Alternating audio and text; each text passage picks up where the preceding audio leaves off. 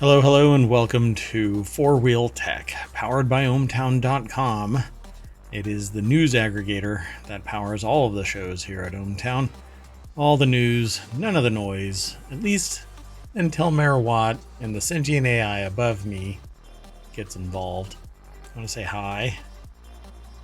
Good evening, hometown citizens. Welcome to Four Wheel Tech. So today is April 7th, 2024. It's Season 1, Episode 3. Next week, all of this and yesterday's show gets turned into a podcast for you to download, and it's already over on YouTube, so go over and check it out after today's show. Not right now. I mean, if you want to go now and watch the other ones, then come back and watch this VOD, then fine. But still, hey, we're everywhere. We're here on Twitch, twitch.tv/ohmtown. You can go over to youtube.com/ohmtown, or you can download the podcast by searching for ohmtown in Apple or Google, or anywhere really. Google's shutting down its podcast wing, but anyway, lots of places to find ohmtown daily news show and all of its subordinate shows. FourWheelTech is just one of the latest. Today we're going to be talking about car buyers think hybrid is over and EVs are done, and the whole show is already off the track here. So we're gonna talk about hybrids over EV. Subaru Solterra. What to know about cars? We have a link. Tesla deliveries drop. Ford made 5 of a particular car. We'll talk about that. The best portable jump starters. Ford delays electrics and is switching to hybrid. I'm side-eyeing the Canoo. And failed concept cars. And then finally, we're going to talk about competitiveness of zero-emission trucks. I have a particular observation. We'll see if it comes true. I don't have an intro or outro for FourWheelTech just yet, and I don't have transitions between stings or anything, so we're just going to say everything's powered by.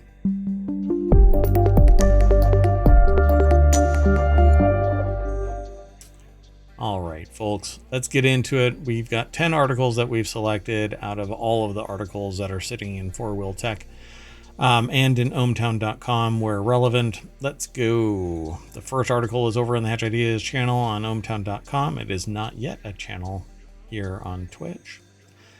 But how car buyers thinking hybrid over EV should make the decision. Hybrids are surging in popularity at the expense of EVs. Is it the right consumer and economics decision for the long term? I'm going to tell you yes.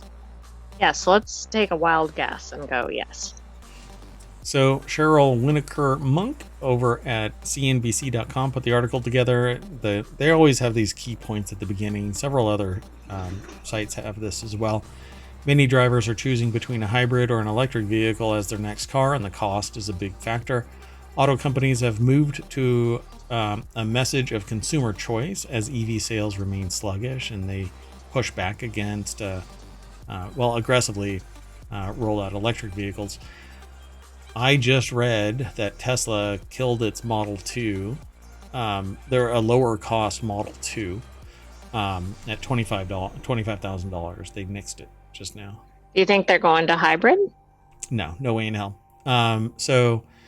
The next key point is, but it's not just about cost. Driving habits, how long you plan to own the car likely costs over time, and where you live should also help determine whether an EV is still the better buy. It never is. There's this thing where like somebody from the South goes, calls you honey or sweetie. Right. Oh, sweetie. Yeah, I'm about to do that. Oh, sweetie. If you believe that EVs are the right choice, oh, sweetie. No. Now, they might be if you don't need to drive anywhere, you don't have any amount of time that's of concern, and you have unlimited money. Oh, sweetie. Look, nobody has the time. Nobody has the time. Okay, maybe if you're retired and you have That's considerable one of amount the of money. things I said. Right. Like if Yeah. you're, I don't know. You are 5 minutes away from just driving yourself to the funeral home. Maybe. Maybe. But EVs are, to me, EVs are never the right thing. So here's what's up. Okay. A range of new and growing options exist on the car dealer lot when it comes to hybrid and electric vehicles, but if you've been following the headlines lately, decisions made by major automakers reflect a market tilting more hybrid than EV. Mayor Watt's been saying this for the last decade, been saying this fervently on the show for the last 3 years. The sentient AI has been looking at me like, okay, just back away, put down the caffeinated brands. There's a lot of decaf that's just as tasty. Anyway, Ford just announced that it's delaying its EV pickup. Tesla just canceled its Model 2 $25,000 version. EV euphoria is dead, with the idea of consumer choice back in among car companies from Ford, General Motors, Mercedes-Benz, Volkswagen, Jaguar, Land Rover, and Aston Martin. There are many, many, many others, which are all scaling back or delaying their electric vehicle plans. Why? Because the infrastructure is wetting the bed. And sitting around waiting for your car to charge like you're sitting in the parking lot of a Sonic, waiting for your burger to get skated over to your window isn't a viable option for people who are actually living their life and have to get from point A to point B without having to determine what 80% of the drive distance is, because you're not going to be able to sit there and get 100% of your charge. Right. So it says finding the best bang for your buck can be complicated. These decisions often turn on factors such as upfront cost, driving habits, how long you plan to own the car, likely cost over time, and even what area of the country you live in. Yeah, like, do you live anywhere near any EV chargers? I think the more poignant question would be, do you have a hybrid option that you like? Just hybrid. Look at the design. Look at some of the specs. But if you're looking to be eco-friendly, hybrid is really where it's at, because you're going to be, your carbon footprint for a pure EV is going to be a lot larger. Why? Because you have to have a high energy charging fast charger put into your garage if you have one. So there's another $5,000. You're going to have to sit around and wait for it to charge. So you're going to be eating a lot or reading a book a lot, sitting around picking your nose a lot, particularly if you want to get to 100%. The older the technology becomes, the less approachable, affordable, manageable it is going to be. And if the technology evolves past the technological footprint of that vehicle, you're going to have to swap out the battery within 10 years anyway. And the new one may not be available or priced at the right point or be able to be charged X, Y, and Z way.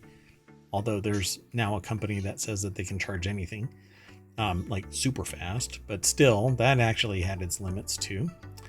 Anyway, before you start comparing costs, it makes sense to think about how you plan to drive. It says, are you driving 5 or 10 miles to work and back each day, or are you planning on taking a car trip long distance?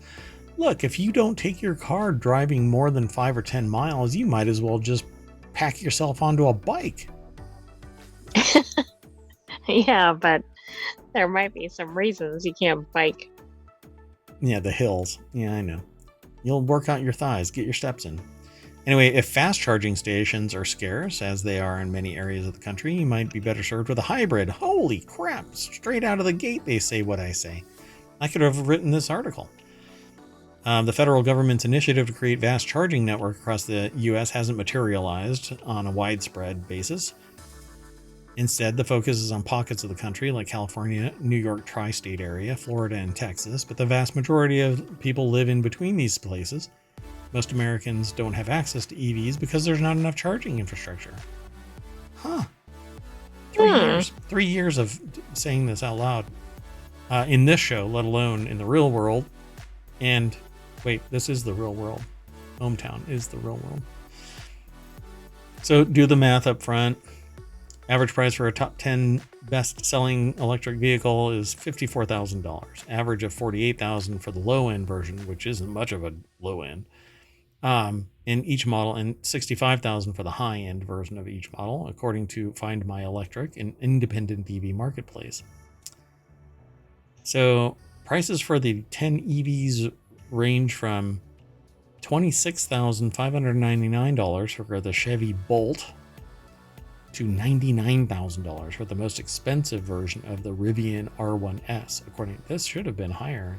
I thought it was at $125,000, but maybe that's something else. By contrast, the average starting price for hybrids is $33,000, according to iCars.com. But typically, hybrids are still kind of gutless. What's up? Why would the hybrid price be higher?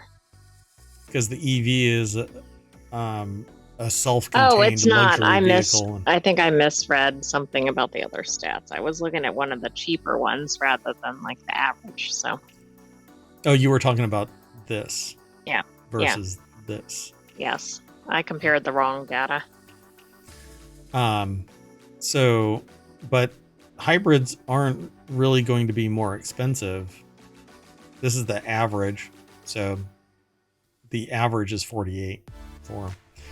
Right. So a hybrid will be generally cheaper. Correct. Than an EV, but maybe more expensive or equivalent to an ICE. And it's equivalent. I mean, yes, it's going to be closer to an ICE. And the reason is probably the battery pack and its perceived luxury. So it's got constrained availability. So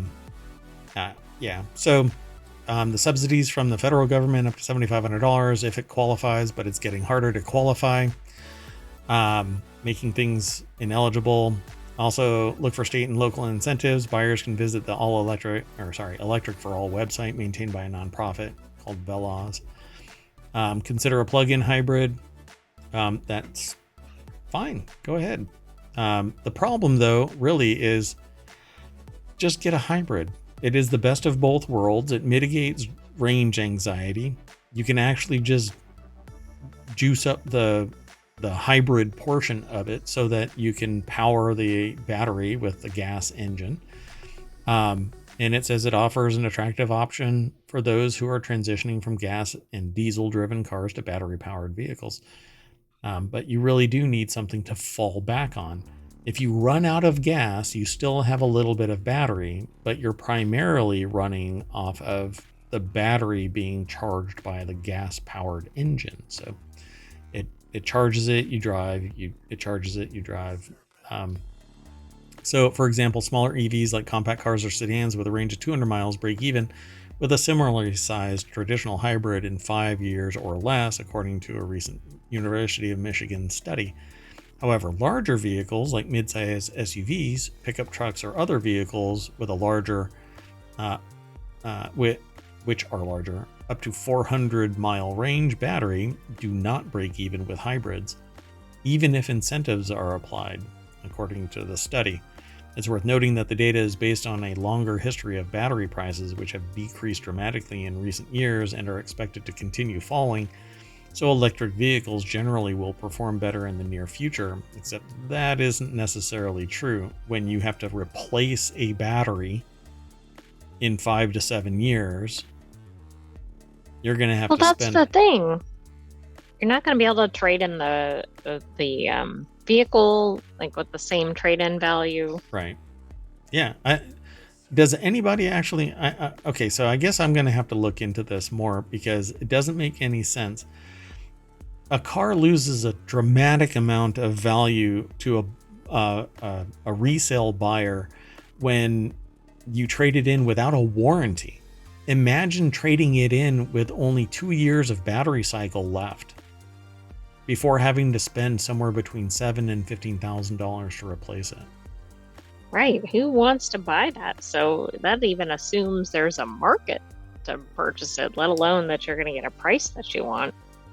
Yeah, so they say doing the math on a plug-in hybrid is more complicated because the cost to run your car can vary widely on how much you charge versus refueling with gas, but it is going to be pennies compared to gas.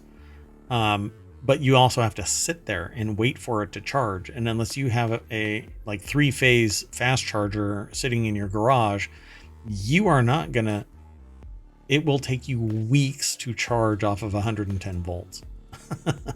So don't even bother. And if you have solar cells or something on your car, that's not going to cut it either. Yeah, you can have it for a month and you're going to get 1 extra mile out of it, particularly if it's in your garage. Yeah, you got to turn on grow lights. That's true. You're not getting a lot of solar charging. You just turn on grow lights, simulate the sun. Why do you have 5,000 watts of grow lights in your garage? Oh, because I'm charging my car. Duh. Anyway, yeah, they talk about a bunch of stuff, but they don't really talk about the money part of it. Does it make more sense or not? You're going to have to look at a bunch of calculators. You're going to have to look at a bunch of options. But I would say, if you want to mitigate charging time, if you want to mitigate range anxiety, if you want to mitigate having to replace a battery in short order at exorbitant cost, if you want to increase your trade-in value and other people's perception of this car's reliability, get a hybrid. If you want cool factor, if you want to sit there and impress people who think that the Tesla is an amazing vehicle, get a Tesla. Or just go to the site. Yeah, but there's plenty of other EVs out there. Sure. Get the Chevy Bolt. It has like a little ripcord where you can just pull it out from behind it and then you jump in and set it down on the ground. Actually, the Bolt is pretty cool. Let's keep going though. I'm going to get in trouble. The AI is telling me just keep going, keep going. Your filter is failing. It's getting late. What filter? The next article is over in Reality Hacker. 2024 Subaru Solterra Touring. It's a review over at Digital Trends. Not quite the EV you're looking for. The Subaru Solterra is Subaru's first electric car, and it brings with it many Subaru features that drivers know and love. How does it compete? So Digital Trends, Christian DeLooper is the author. This actually looks pretty good. It is $45,000. It's the Subaru Solterra. It looks kind of like a Mazda CX-5, kind of. Yeah, a little bit. Yes. Or more like a CX-50 because it has the fender flares. Mm-hmm. Yeah. And a higher ride height. So it says it has a top range of 227 miles on the lowest end premium trim. This isn't good enough. I agree. You should have 350 to 375. Right, because remember, you're not going the full range. Right. Yeah, you're getting 80. You're gonna, after the 100 charge, where you sit around for 2 hours or more, you're gonna drive it until you get down to like 10%, because they don't want you to get below 10%. I think they actually like say don't get too deep into 20. And so you're gonna have to pull over to your fast charging station and sit there for like 20 minutes, and it'll fast charge up to 80%, and then it'll trickle charge because the electrons can't get into the battery. So then you sit there and you pick your nose. Maybe things will change in time, but when they sit there and put in the cons, slow charging speed, you're already screwed. Limited range. Yeah. Those are the two main concerns, I would say. And the biggest problem about the limited range is that you don't have 227 miles in any one direction. If you plan on not charging somewhere along the way, you have 110 miles of range because you have to turn your butt around and return. Right. So you got maybe an hour and 45 minutes in any direction from your home base. So that won't even get you to work unless you're hyper local. If you sit in traffic, you're screwed. Oh, right. Yeah.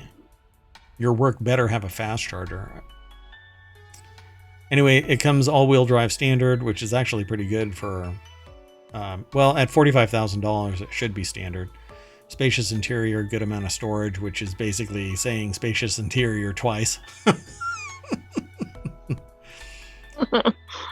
They were looking for any pros they could find. Yeah, exactly. We can't have more cons than pro. Literally, look, limited range, slow charging speed, not the most performant. So this thing is sluggish as well. Yeah, can't go far, can't charge fast, and doesn't go wherever it's gonna go very quickly. Okay, those are kind of the three main things you'd want in a car, at least in an EV. But hey, it could be worse. Could be a Fisker.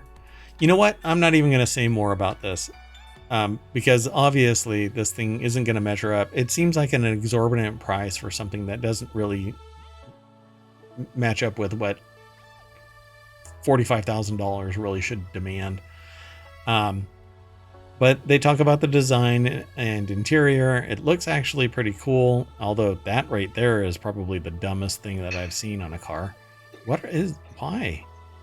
I don't know. Good gravy.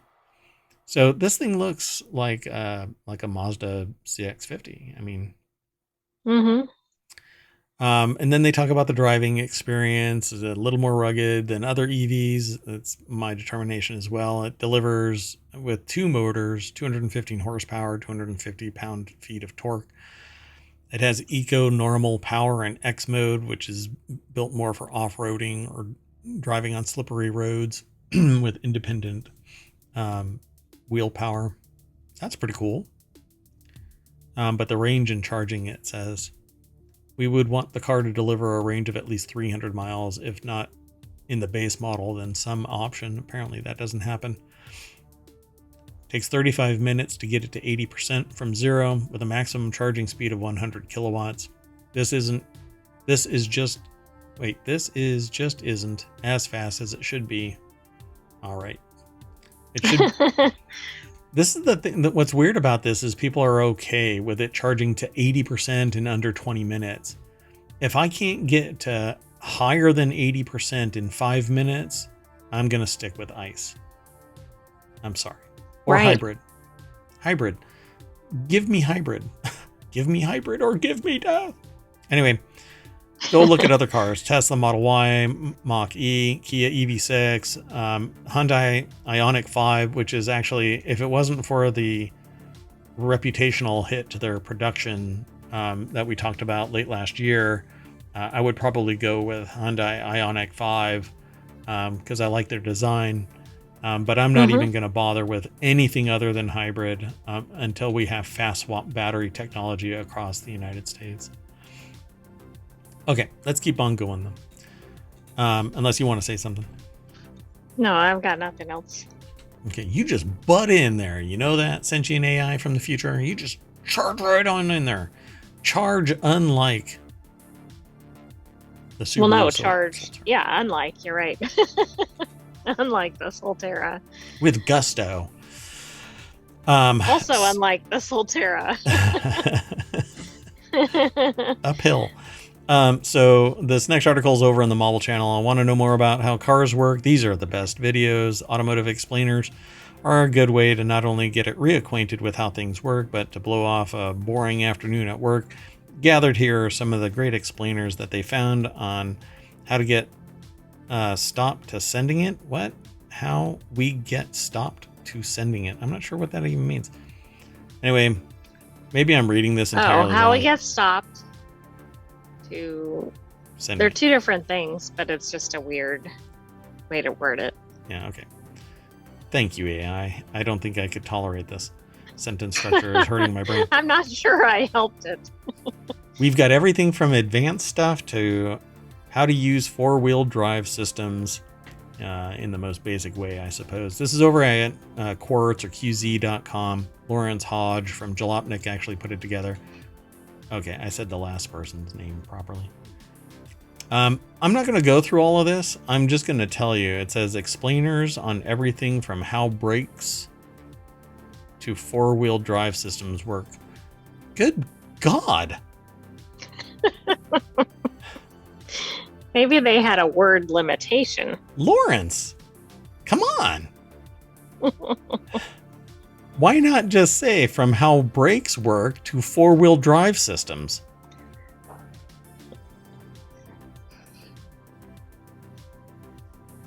Okay, I'm sorry. I'm interacting with the sentient AI. They're astonished like I am. Anyway, so there's a big slideshow. We'll just look at all the slides. And so choosing the right EV charger for your home, which is how brakes work, how stability control works, when and how to use four-wheel drive, everything in it, which is different than all-wheel drive, folks. All-wheel drive is fundamentally different than four-wheel drive. So everything you need to know about tires, how to heel toe shift a manual transmission, how a McPherson strut suspension works, how to drive faster on the track, how turbocharging works. Well, I can tell you, it works by taking $2,000 out of your bank account whenever it fails. Exactly. Hybrids versus plug-in hybrids, how a CVT transmission works. Those are really neat. Continuous variable transmissions. How the air conditioning system works. I can tell you about that one too. That one too takes $2,000 out of your bank account when it fails. How to one pedal drive and the difference between front, rear, and all-wheel drive. And how to change a tire. This one is kind of fundamental. How to change a tire. Everyone should learn how to change a tire. Life pro tip. Don't jack it up before you try to remove the lug nuts. That's a good tip. I suspect most people who haven't done it don't know that. Because you're going to try and remove one of the bolts and the wheel's going to spin as you're trying to struggle with the turn. I won't tell you Good how to I know. found out. So yeah, go over to this Quartz article and check it all out. Okay, let's keep on hustling. We're going to charge right on through all of the articles. Boom, we're on number 4. And FourWheelTech is where this one is housed. Tesla deliveries drop 8.5% year over year and first decline since 2020. Tesla delivered 386,810 vehicles in the first quarter of 2024. An 8.5% drop compared to the first quarter of 433,371 in Q1 of 2024. What? No, 2023. What? No, that's correct. Hold on. I'm going to go over to the article. It's over at arstechnica.com. Tesla stock price continued to fall today, and it's down 33% in 2024 so far. John Brodkin is the author of the article, again over at Ars Technica. So it said Tesla delivered 386,810 vehicles in the first quarter of 2024, an 8% drop compared to the first quarter of 2023. Tesla produced 433,371 vehicles in Q1 of 2024, a year-over-year decline of 1.7%.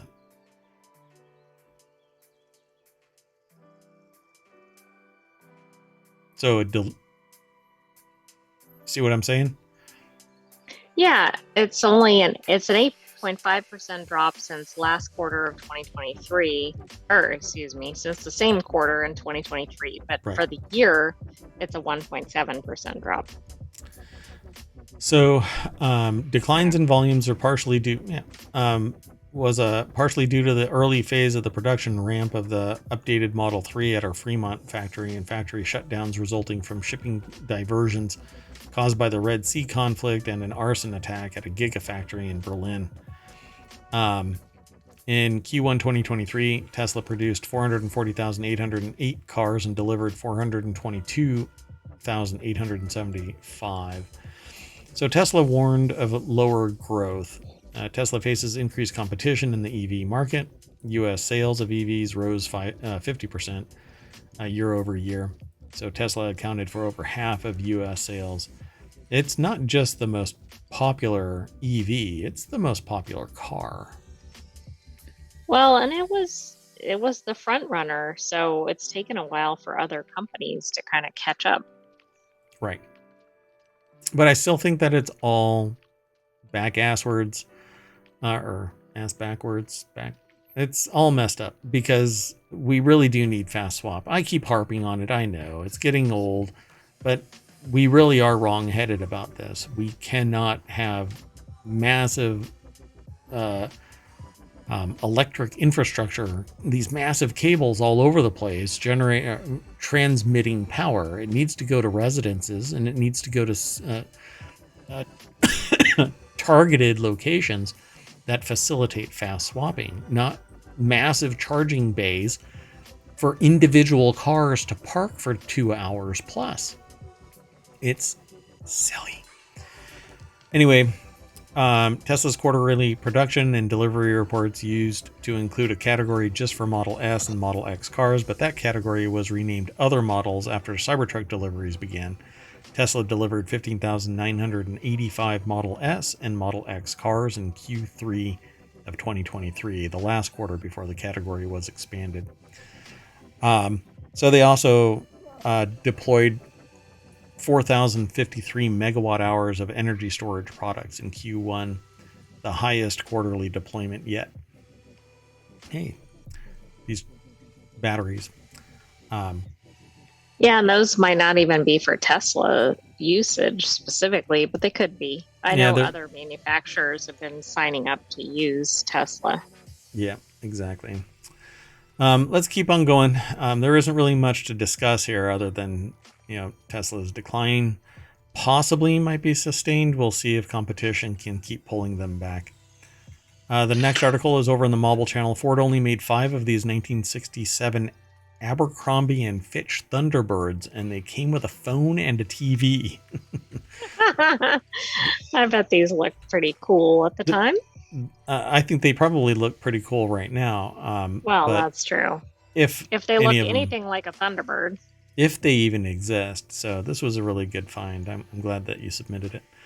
So the Ford Thunderbird used to be a desirable American luxury 2-door coupe back in its heyday, and in the 1960s, the model got a very special edition that was at the peak of luxury. Ford produced just 5 of these Thunderbird Apollos for the clothing brand Abercrombie and Fitch, and one of them is up for auction. Oh my.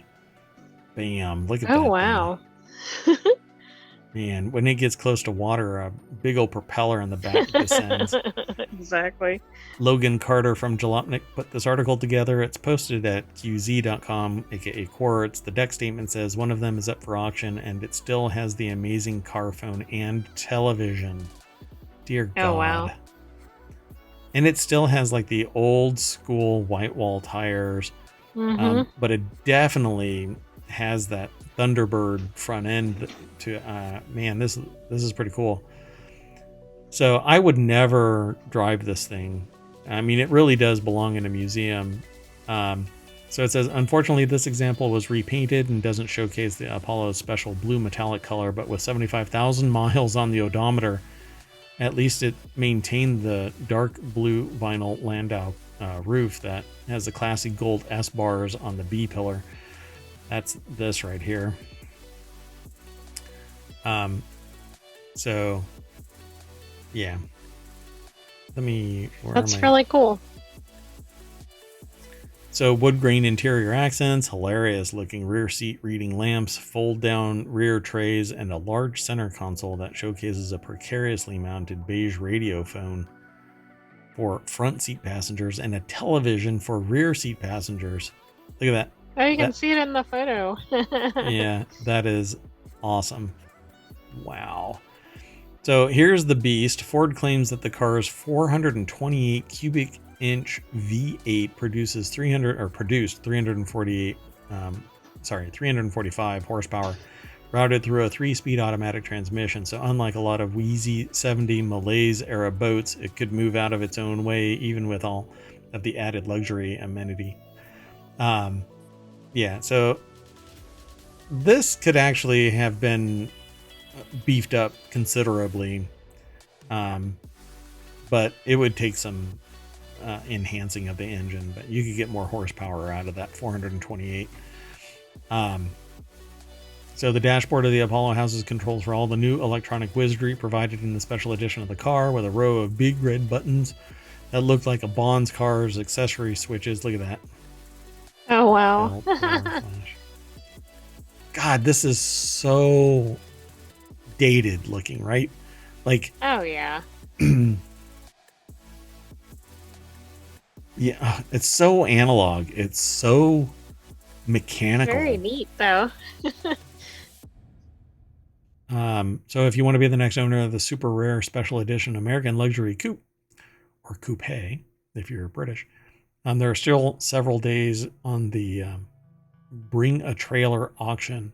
Owning a Thunderbird Apollo not only means you've got a car with one of the coolest names in automotive history, but it's a snapshot of American luxury from the late 60s and just weird enough to spark some fun conversations at car shows, or dreadful ones depending on your persuasion.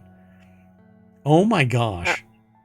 By the way, that site is worth checking out too, because it has some neat cars on it. Oh, right on. Okay, we'll have to do that. Look, little reading lamps on stalks. Oh my goodness, in the center console of the back seat. And the back seating looks like you would find it in a restaurant, like an Italian restaurant, you know? Like it has a more than slightly rounded arch to it. It has mechanical analog switches to turn on the little lamp. There's a TV on the center console facing towards the rear passengers. Did you see something? Well, the current bid, I can't tell if there's a reserve. Okay. But the current bid is very low. Which is what? $5,300. Oh, really? Wow. So, hey, Dunkstar, how are you? Good to see you. Coupe indeed. Yeah. You're late? No, you're perfectly on time. Whenever you arrive is when the party starts. Good to see you. Yeah, the AI is looking fancy. Got a whole new outfit. Yeah. We're trying out different ones. We'll see if this one sticks. I don't know. It's up to the AI. So this car here is a Ford Thunderbird limited edition. Only 5 of them were ever made. Right now, how many more days is in the auction? Only like a little less than 2 days. And well, I think that it's probably found a home at $5,300 because I don't know. Times are changing. I don't think people really care for it, right? So right. And there's only 5 of them. So why isn't it commanding a bigger price? Probably because it really does look like it's really not original. The color the paint isn't original. Yeah. Wow. Which would drive anybody crazy who is trying to collect it. Yeah. They want that original blue. Now it's just a mockery of the Apollo. Okay, let's keep going though. The next article is over in Reality Hacker, the best portable jump starters for cars in 2024.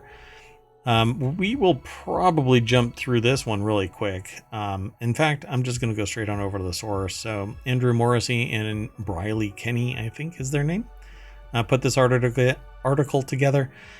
I urge anybody, if you are worried about either jump starting somebody else's car using your car, and you don't want the possibility of something happening with your car, you get a portable jump starter. If you worry that maybe you might be stranded somewhere, you can throw a jump starter in your trunk, and it is basically your recovery vehicle.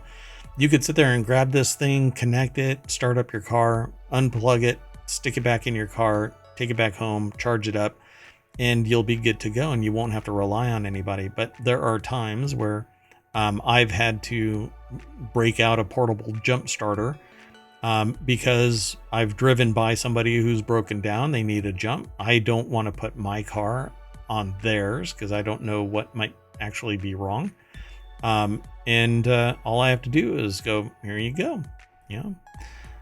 So what are the best ones? They say Noco Boost HD GB70, the Clore Jump and Carry JNC 660, DeWalt Digital Portable Power Station, Craftsman Lithium Jump Starter, and the Jaeger Jump Starter. And really, it's up to you. They scale in size and functionality and price. Mine is similar to this one right here, but it's not called the Clore Jump and Carry.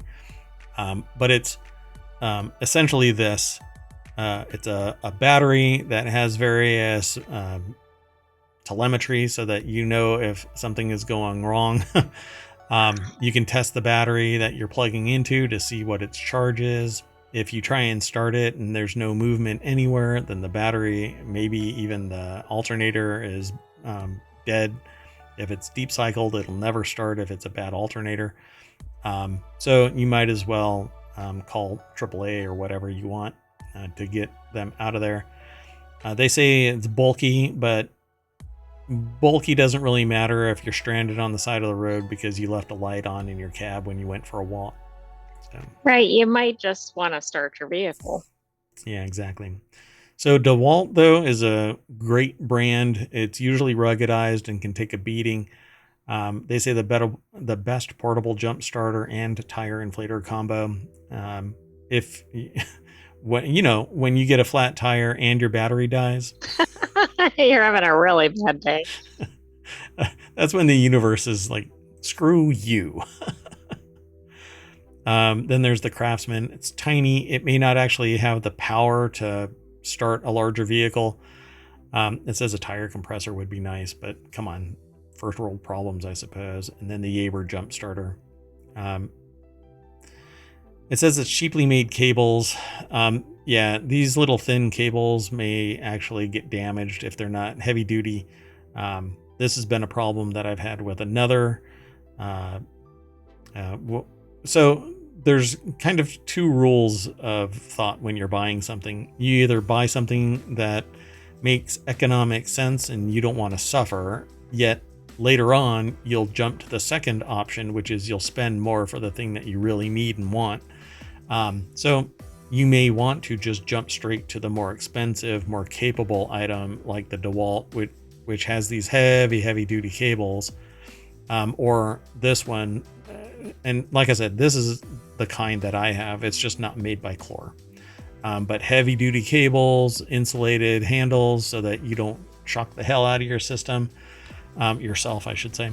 You don't become the resistor in the circuit.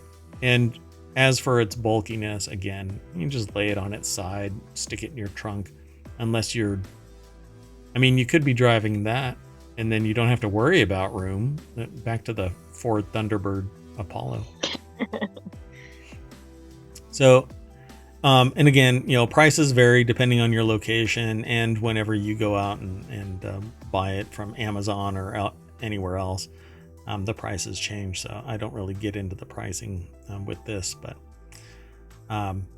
don't get something cheap, because when you want it to be reliable, cheap will fail. Let's keep going though. We're running out of articles and time, so let's keep trucking through this. If anybody has any questions or comments and you're in chat, feel free to throw them in there. Happy to discuss stuff. So this next article is over in Technology Today. Ford delays some electric vehicles, renews focus on hybrids. This is something that I actually predicted was going to happen. And sure enough, as time has gone on, it's the hybrid EV kind of dilemma has been growing, mainly because people are worried about, they have range anxiety. We don't have the infrastructure building other than on the edges of the United States, not to mention, overseas and other places. They're not building it out because they don't have the capacity to. How do you build a 25 bay charging what do you even call something like that, right? Like it's a charging station of 25 bays, because that's the only place that can handle that number of cars. It's like as large as a gas station, right? A mega gas station. Yeah, but the cars are sitting there for 2 hours charging to 100%, or 30 minutes. That's true. It's not in and out like a gas station. Hey, Dunkstar, mandatory throne comment in chat. Yes, here in ohmTown, you are required, if you're sitting in chat, to de-lurk periodically. No, by all means. Lurkers like cats power the internet. So Ford just announced some delays in electric vehicles, including the long-awaited 3-row SUV. They're probably never going to make this. The car was supposed to come out next year, but has now been delayed to 2027. When they kick the can that far down the road, they're probably lost it. With the company suggesting it will use the extra time to take advantage of emerging battery technology, and Ford says it'll be making moves to mitigate the impact the launch delay will have on the Canadian workforce, because that's where it was apparently going to be produced. So Lawrence Bonk over at Engadget.com, great name, by the way. I love that name, Lawrence Bonk. So a couple of things are happening, particularly in American society. They're really starting to resist these ever-growing trucks. Larger vehicles are being issued for smaller, more economically sound vehicles. And of course, there are always going to be people that are like, the hell they are. No. Believe me, the data is actually stating that people are moving away from bigger cars. They're also moving away from EVs because of that range anxiety I mentioned earlier, and the infrastructure just isn't there. Well, and price tags, right? Right. Yep. When a truck is coming in at $75,000, $85,000, $100,000, and it's still an F-150, people are like, the hell is this? Plus, if you don't need it, you don't get it. And when you're talking about an electric that is 3-row, or the Lightning, you're talking about an expensive car that can't really go up a hill with a load of weight in it without draining the battery to the point where you have to park and charge for 2 hours again. Right. And then also you have a stopping distance problem. Yeah, they're very heavy. When they get in accidents, it's largely catastrophic because of that sled being so heavy. They're 2,000 pounds heavier than average cars. So it says, in any event, the slowdown is real, though perhaps a bit overstated. I think it's understated. Ford explains the decline in EV sales of 11% in January, but the company says it bounced back and that sales have increased by 86% throughout the entire first quarter when compared to last year. However, the company's EV offerings lost $4.7 billion in 2023. Yeah. Wow. Yep. So I don't see EVs as being the solution, and I'd say in about 5 years you're going to see a whole lot of people very, very stressed out about their dead batteries, because it's not like you can just go to the Bob's Bait and Battery Shop and get a new Tesla sled. It's going to be very expensive. Yep, and nobody seems to be factoring that in. Even in that last article, we were discussing the costs. Yeah, I mean, when Hertz bows out of its namesake, Hertz, Tesla, electric, they ransacked their entire fleet.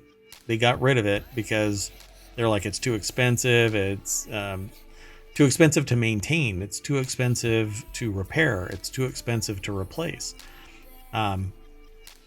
Yeah, I think it's telling. So let's keep going, though. This next article, doink, is I'm looking at you, Canoo, side eye, because I'm on the waiting list for a Canoo. And the EV startup Canoo spent more on its CEO's private jet than it made selling cars. So some might argue the entire point of an electric vehicle industry is to make the world a better place by cutting carbon emissions and fighting climate change. Fine, you can have that.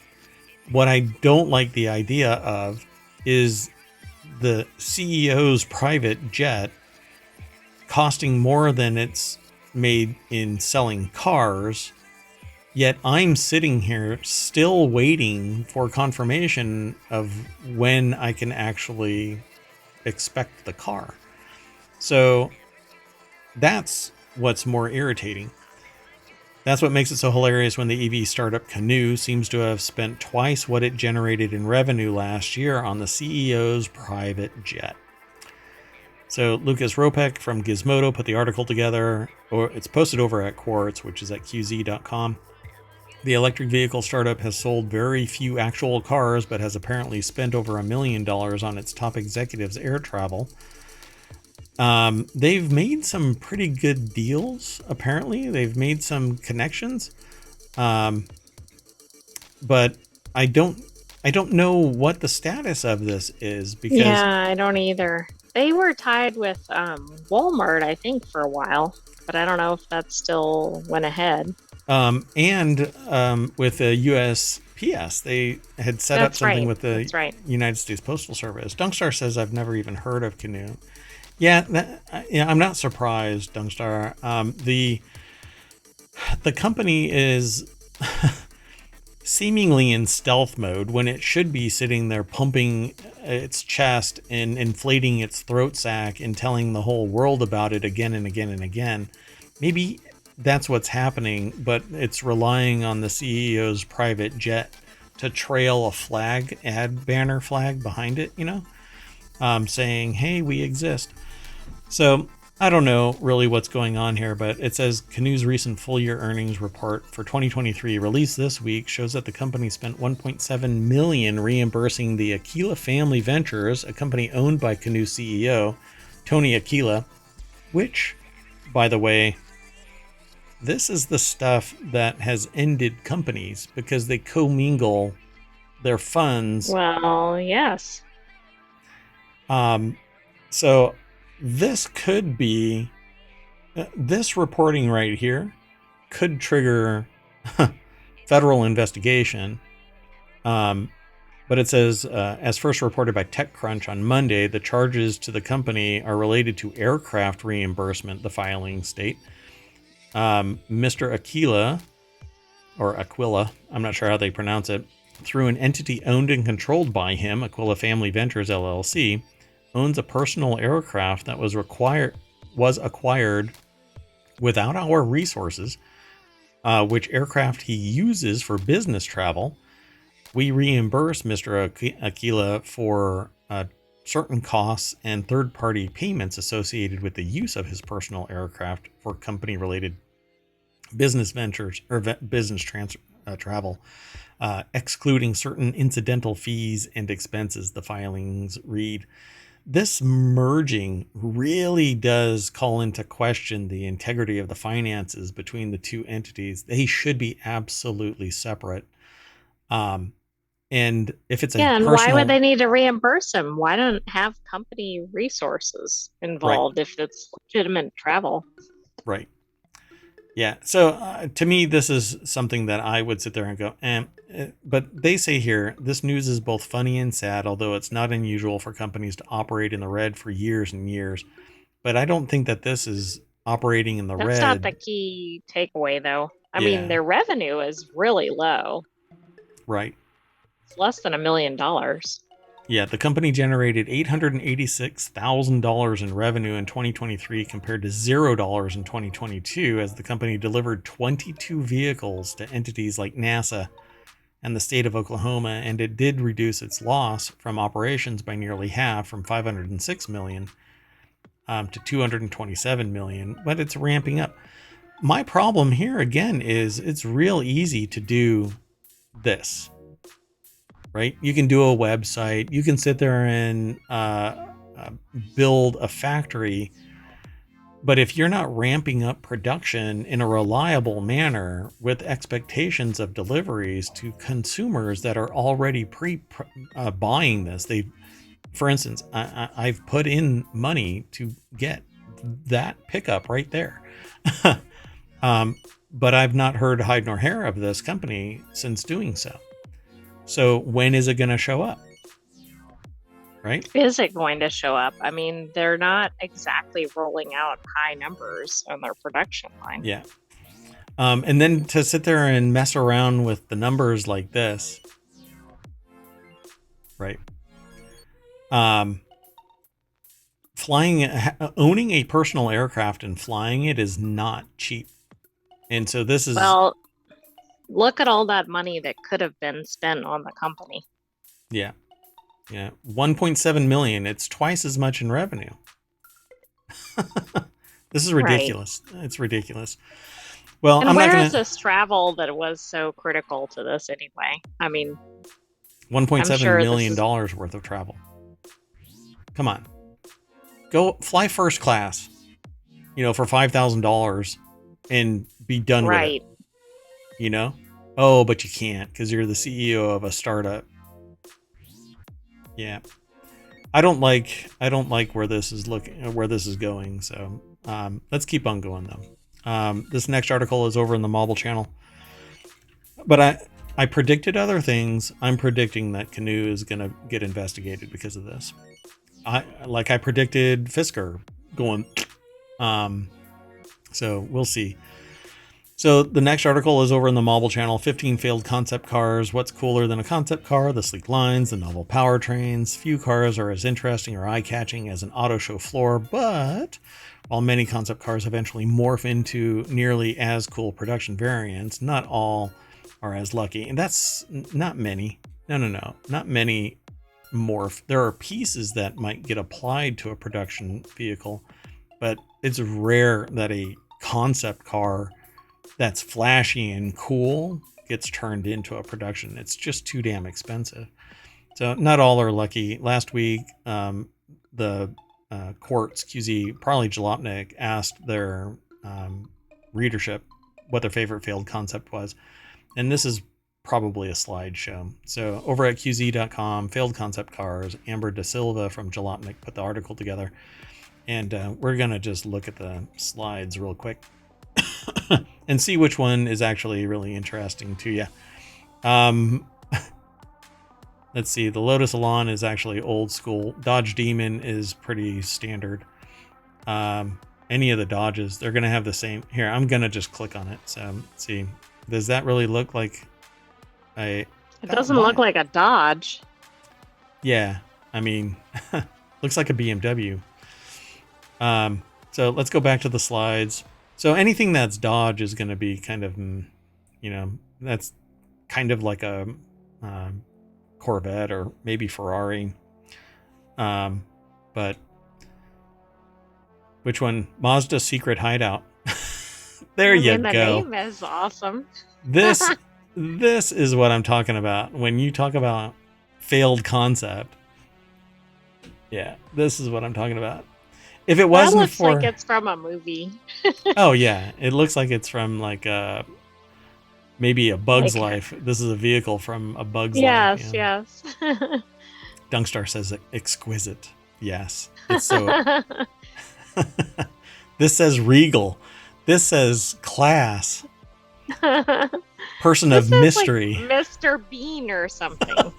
Yeah, the seats are fake, and you actually stand on top of it, or whatever. If it doesn't work, Dunkstar says if it doesn't work out as a car, it can be a toaster. Yes, exactly. Yeah, it's like the Scion XB, but swole. It's all rounded, like it has an infection or something. What is it? It wants to be like a Buick.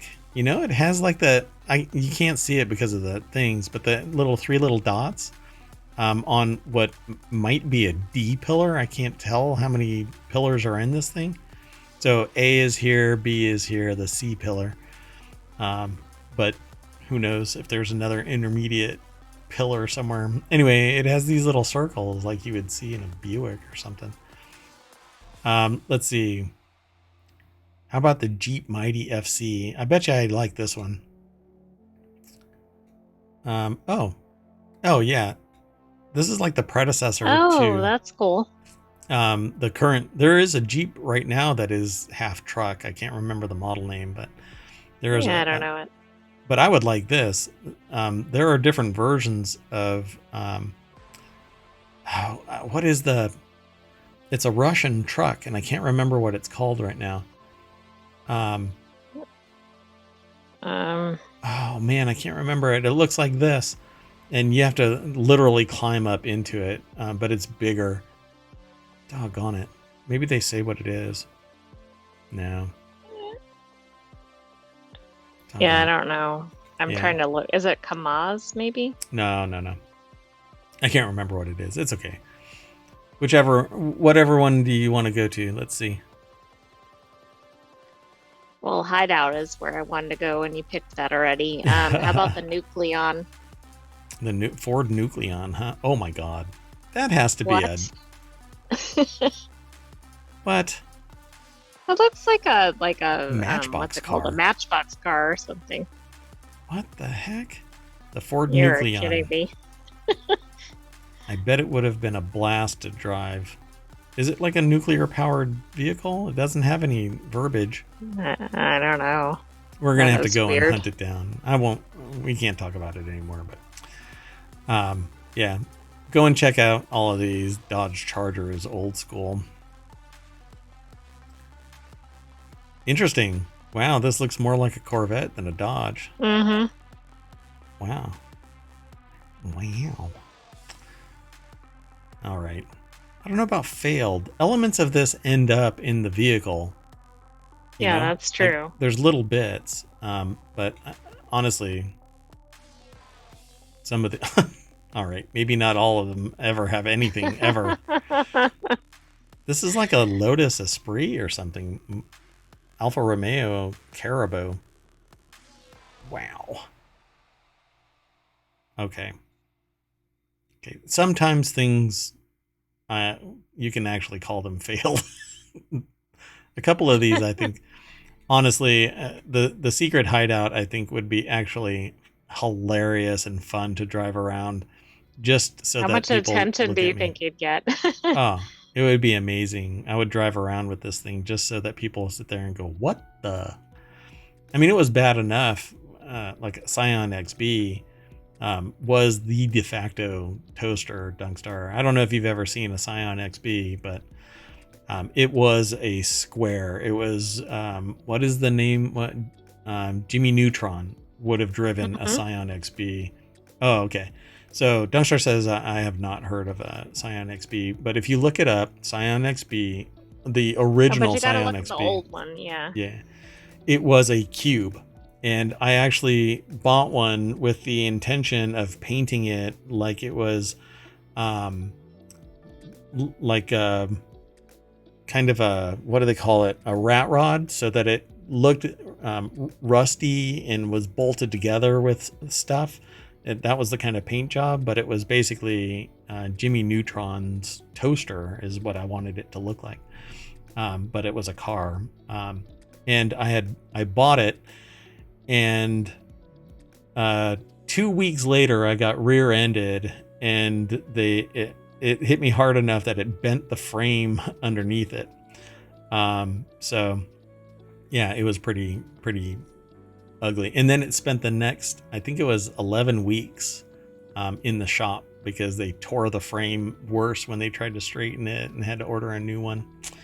Anyway, that's way outside the Quite a scope of the story. way outside the scope of the show, but um, let's go on to the last article for today. It's over in Technology Today. Study examines cost competitiveness of zero emission trucks. I have been predicting that self-driving vehicles, particularly trucks, are going to be replacing long-haul truckers. So these self-driving trucks are just going to be able to pack up. They put a trailer on it and it drives. And on each end of the last mile, a human driver will get in, all part of the union kind of situation, where they drive the vehicle into the city or in the last mile, essentially. But there will be new depots for these automated vehicles that have known, pathways. Nobody gets in their way. It is programmed diligently and securely to do what it needs to do. But the last milers drive it to its final destination and understand the complexity of trying to park a truck in a city and all of that kind of stuff. So this study here examines cost competitiveness of zero emission trucks. So medium and heavy duty vehicles, or MHDVs, account for just 5% of vehicles on the road in the United States, yet they are responsible for 21% of transportation related greenhouse gas emissions. So reducing MHDV emissions is vital to mitigating the effects of climate change and improving air quality. All of this, by the way, is going to get translated into increased costs for goods and services that rely on whatever product these vehicles are transporting. Okay.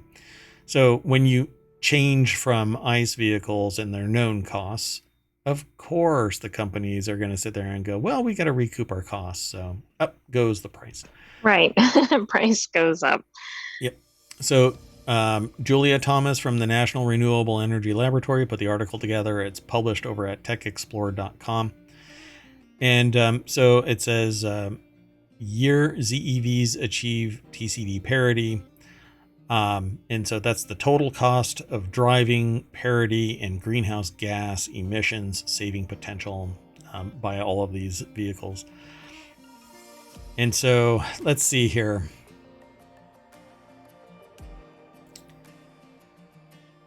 Okay. I'm looking at the graph, but you need greater context to really make it out.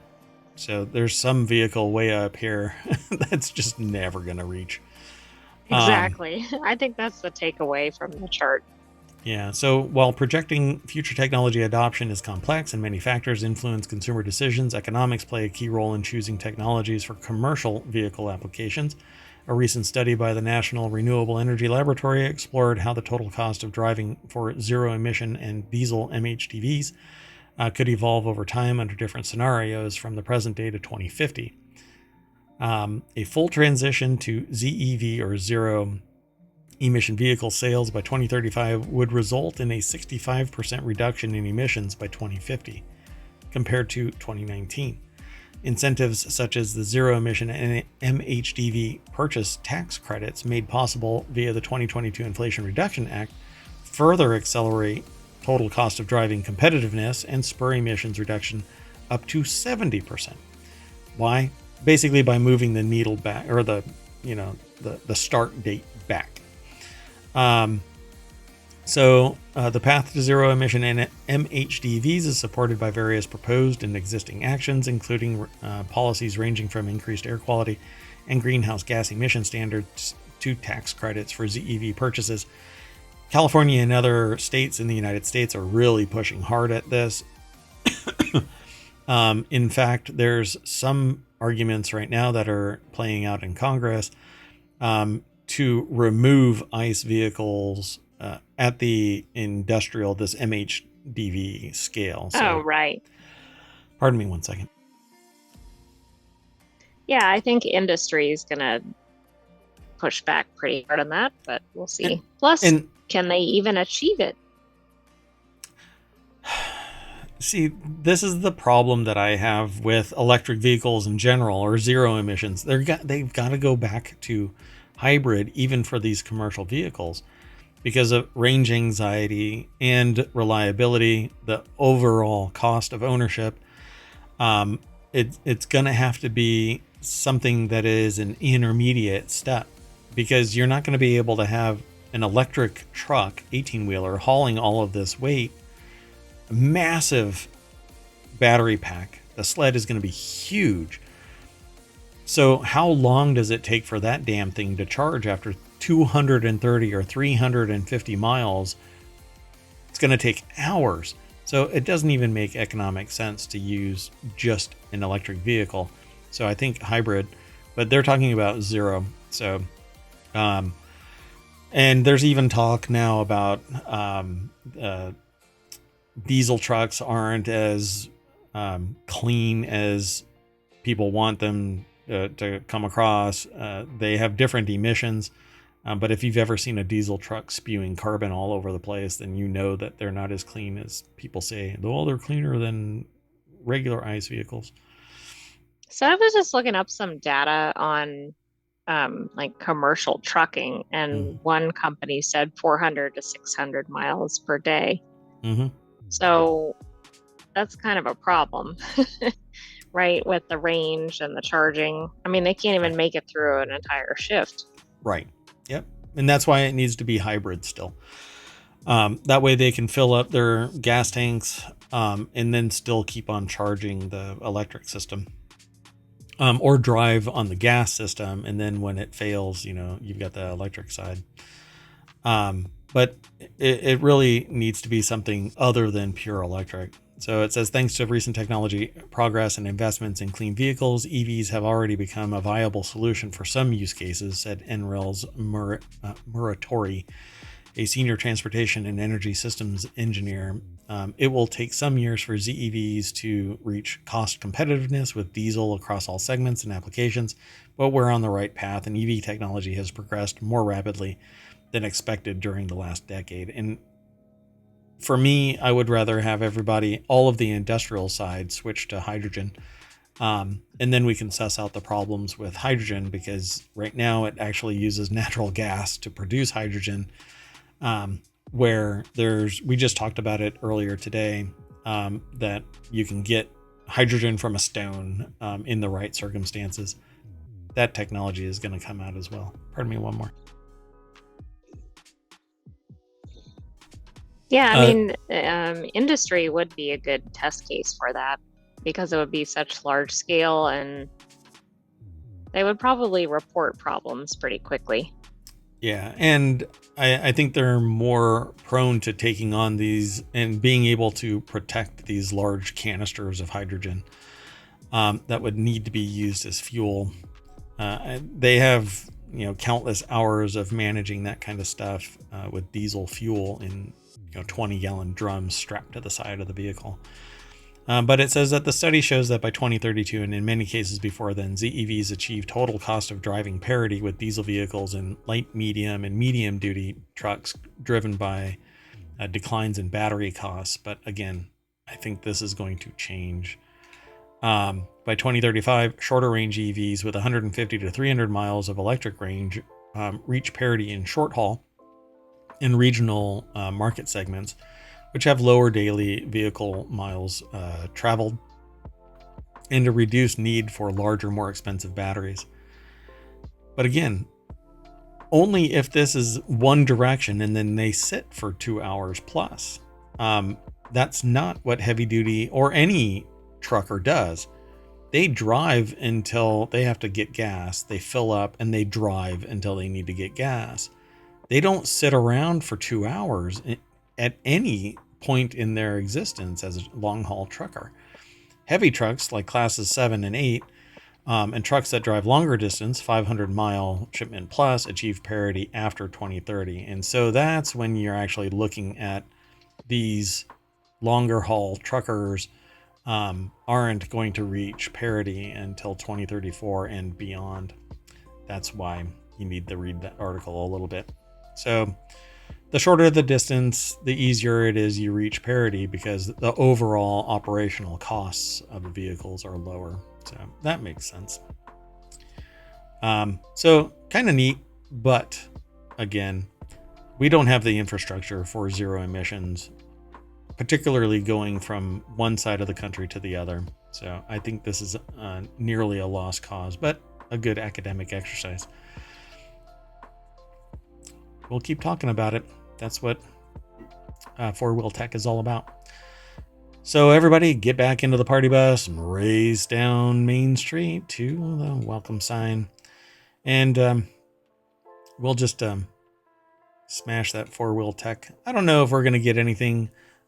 We don't aggregate a lot of different sources directly into FourWheelTech, because the tech part of it usually gets pulled into different categories before FourWheelTech. But I'm looking for additional sources that we can aggregate.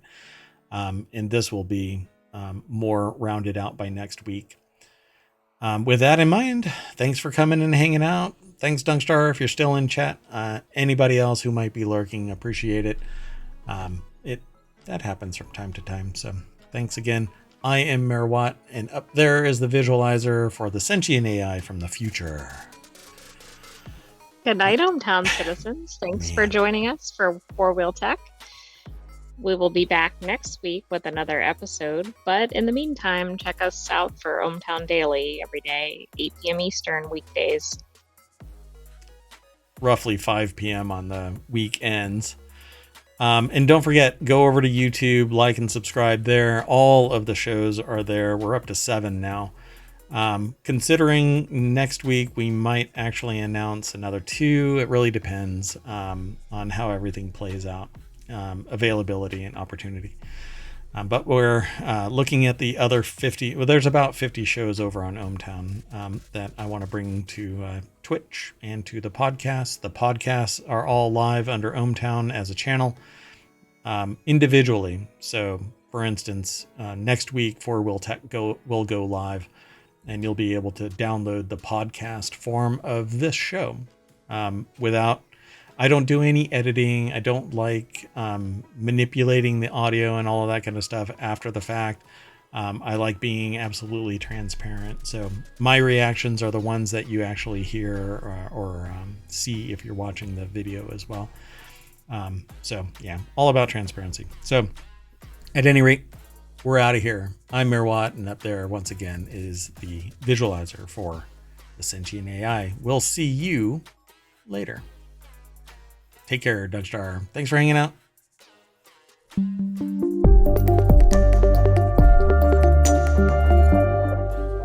Time to go recharge my batteries.